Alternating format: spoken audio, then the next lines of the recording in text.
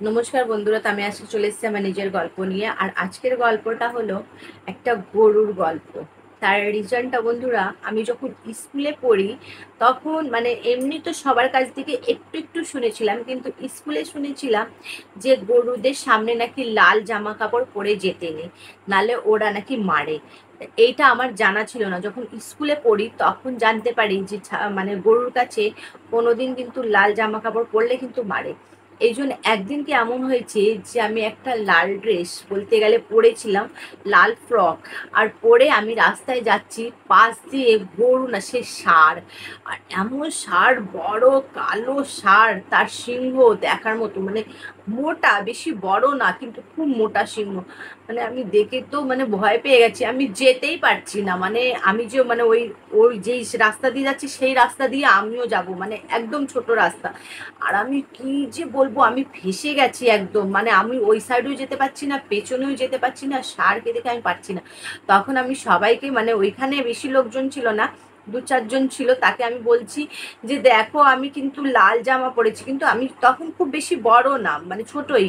তখন আমি সবাইকে বলছি যে দেখো আমি কিন্তু লাল জামা পরেছি, আর ষাঁড়ও আমার দিকে আসছে, তোমরা কিছু করো না বাবা, আমার ভাল লাগছে না, আমার খুব ভয় করছে, ভয় পাচ্ছে। কিন্তু আসলে কি, যাদের আমি কথাগুলো বলছি তারা কিন্তু আমার চেনা না, কোনো কিছুই না, মানে রাস্তায় তো কেউ চেনা না।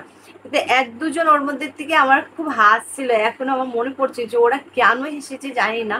কিন্তু এটা সত্যি আমি শুনেছিলাম, তোমরা নাকি শুনেছো বন্ধুরা, বলবা তো কি, মানে ষাঁড়ের কাছে, গরুর কাছে কিন্তু লাল জামা কাপড় পরে গেলে নাকি মারে। এটা কি সত্যি?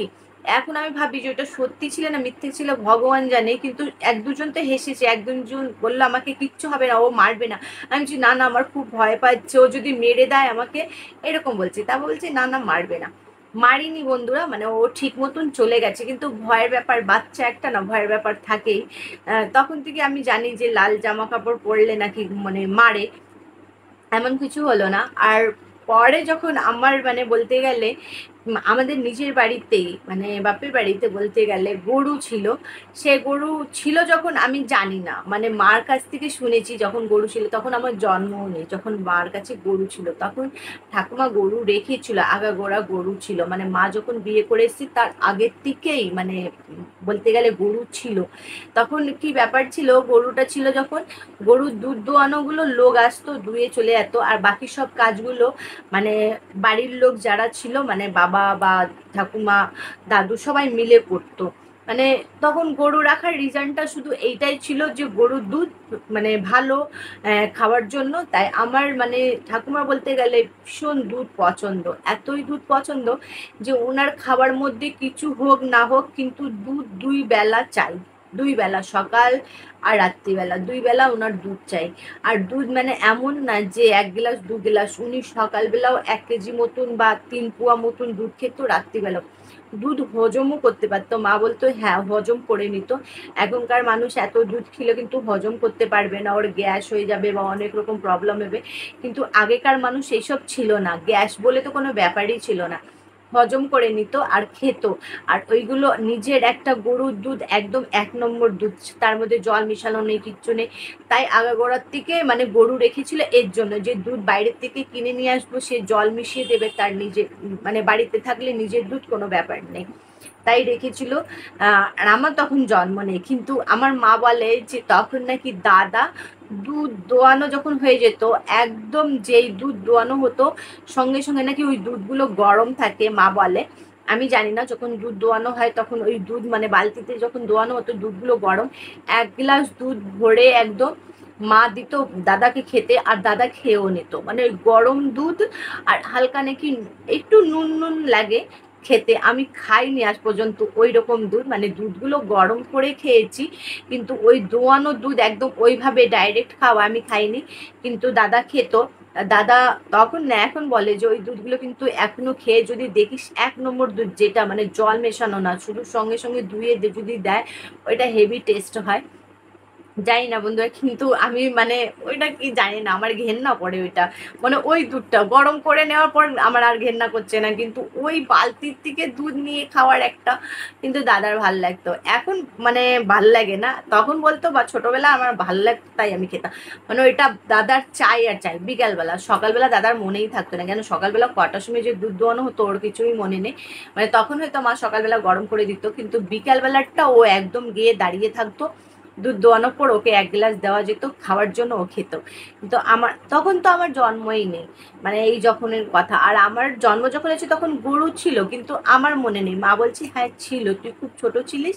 তারপর থেকে আর যখন মানে গরু সামলানো যেত না, মানে ঠাকুমার খুব বয়স হয়ে গেছিল, তখন তারপর বিক্রি করে দেয় গরু। আর পাশেই একজনের মানে গরুর ছিল, তারা ভালো দুধই দিত মানে মাদেরকে। তো ওই ওর কাছ থেকে দুধ মা নিত আর গরু টরু বিক্রি করে দিয়েছিল পরে। কিন্তু ওইটা আমার জানাই নেই যে আমাদের কাছে গরু ছিল, কিন্তু একটা কি ভাল লাগতো না গরু, মানে আমি দেখিনি কোনোদিন যে আমাদের কাছেও গরু ছিল। কিন্তু মার কাছ থেকে শুনি, পিসিদের সবার কাছ থেকে শুনি যে হ্যাঁ ছিল। তখন ভাবি যে মানে গরু ছিল, মানে একটা আলাদাই ব্যাপার বন্ধুরা। আগেকার মানুষ না মানে জানেন না এইগুলো সবার বাড়িতে নাকি থাকতো, গরু বলো ছাগল বলো, সবাই রাখতো, মুরগি টুরগিও রাখতো। কিন্তু একটা না আমার এইসব দিকে না বেশি টান আছে, জানি না কেন আমার ভীষণ ভাল লাগে। মানে একটা আলাদাই এই যে এইগুলো ছিল আমার ভালো লাগছে শুনে, কিন্তু আমি দেখিনি, আমার বাড়িতে ছিল। যাই হোক, এই গল্পটা শোনানোর রিজনটা এইটাই যে কি যে বলবো, মানে বাড়িতে একটা গরু থাকার ব্যাপারই আলাদা। এখন মানুষ কুকুর রাখে বাড়িতে, সেটা বলেন খুব ভালো, জানি না কত ভালো, কিন্তু আগেকার মানুষ যদি গরু রাখতো, ছাগল রাখতো, তখন মানুষ হয়তো বেশি ভালোই ছিল। এখন কুকুর রেখেও কি লাভ জানি না, কিন্তু মানুষ ভালোবাসাটা খুব বেশি কুকুরের দিয়ে হয়, খুব ভালোবাসে মানুষ তাই রাখে। আর কুকুর সত্যি বলতে না মানে একটা আলাদা ধরনের ব্যাপার কুকুরের নিয়ে। কেন বলছি না, কুকুর না মানে কেউ আসলে কিছু, কেউ মানে বাড়িতে চোর ঢুকলে, কেউ আসলে ওরা যে রকম আওয়াজ করেন তার দিয়ে বোঝা যায় যে কিছু, কেউ তো এসছে, মানে বাইরের লোক, অচেনা লোক এসছে, সেটা দিয়ে একটা ভালো একটা মানে এই আসে। আর কুকুরের ভালোবাসাটা তো একদমই আলাদা। কুকুরের ভালোবাসা আর কি যে বলবো, আপনারা সবাই জানেন, যাদের কাছে কুকুর আছে নিশ্চয়ই জানে। তাই আমার এই ছোট্ট গল্পটা আপনাদের কেমন লেগেছে অবশ্যই জানাবে। ভালো লাগলে অবশ্যই লাইক কমেন্ট শেয়ার সাবস্ক্রাইব করবে। খুব ভালোবাসা দেবে। আপনারা ভালো থাকবে, সুস্থ থাকবে, ভিডিওগুলো দেখতে থাকবে। Bye bye.